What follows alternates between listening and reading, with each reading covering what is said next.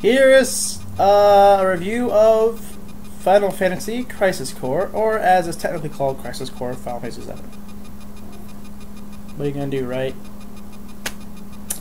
This game is a prequel to the original PS1 game of Final Fantasy VII, which we reviewed in a previous video. Again, if you haven't played Final Fantasy VII, the first one, you probably shouldn't play Crisis Core.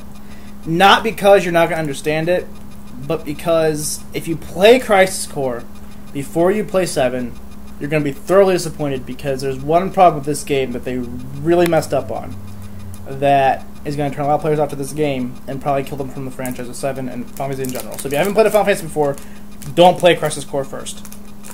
Just throwing that out there. But basically the plot is you are second class soldier, Zack. Can't remember his last name, it's not important. Braff? No. He's not the guy from Scrubs. Oh, that would be awesome. If Zach Braff were a first-class soldier of Sinra, I think I would be giddy to watch him kill people. That would be awesome. But his name is Zach, and if you guys know who Cloud Strife is, he looks exactly like Cloud Strife. Exactly. Except for the black hair. But, well, his hair is a little different too, but nonetheless, he looks almost identical to Cloud Strife. But basically the plot of this game, from the majority I've played of it, you are trying to earn first class, soldier first class, and so you're doing all these missions, and you have this mentor named Angeal, who is the first wielder of the Buster Sword. If you guys don't know what that is, you'll find out. He's the first wielder of the Buster Sword, and he is always talking about how honorable it is to do certain things. And he's very much an honor-based first-class soldier. And so he recommends Zack for being a first-class soldier, and goes on a mission with Angeal. And then they find out that there are certain soldiers that have betrayed Shinra, and they're deserting Shinra, and so the plot twists begin.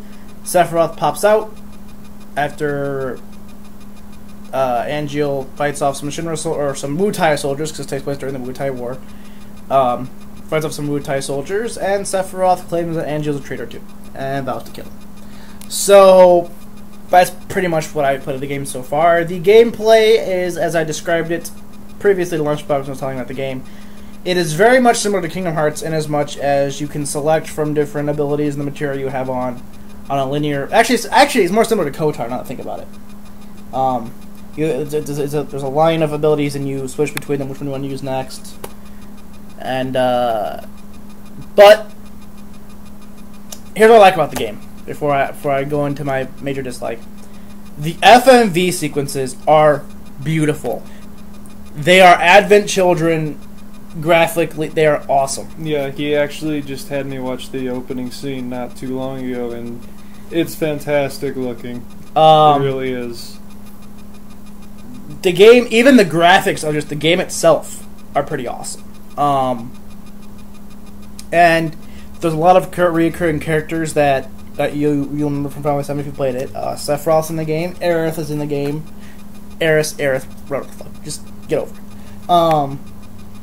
I'm sure Tifa's in the game. Yuffie's in the game in a very awesome scene that she is a little kid.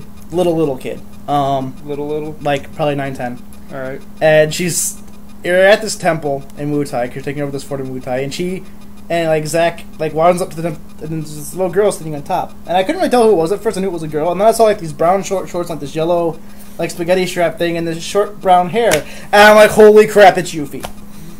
And then she starts talking and actually says, Yuffie in a little message box, and she's like, I will defend Wutai, blah, blah, blah, blah. And then she, walks up to Zack and goes, you're in for a fight if you spend with me. She does her little punching thing just in the stomach. And then, Zack goes oh, I'm sorry you beat me, la la la la. And then Yuffie runs off all proud, and then Zack just continues on his way. But it's a pretty awesome scene involving Yuffie, if you're a Yuffie fan, which I am. Yeah, screw the haters. Yeah, Yuffie's awesome, dude. I saw Reno in the opening scene. Reno and Root are in the game. So when I steal it from you, I'll be looking forward to that. Now, granted, the opening scene was actually, if you call it this, was clips from Advent Children. Yeah. But considering they're in the opening video, if they're not in the actual game, people are going to be pissed. So I'm pretty sure we don't root her in the game. Cloud is in the game. I know that for sure. And there are a couple new characters. Angeal, as I told you. Genesis. Lazar, I think is his name, something weird like that. He's the soldier director. And you have a couple of little Shinra buddies that you talk to. Now going on to my major issue with this game. This issue knocked this game down a whole point. And that is the leveling system of your materia and your character, how you do your limit breaks, and how you summon. Basically, during battle, in the upper left-hand corner of the screen, there's a little slot machine that continually goes. And depending on what it lands on, you get, immune to, or AP cost is 0, MP cost is 0, immune to physical attacks, immune to magical attacks, invincible, endure, which means you can't be knocked over by attacks. There's a lot of them. And that's not my issue. I'm okay with that. That it's random, it goes on while you're fighting. I'm cool with that. My issue comes with these modulating phases.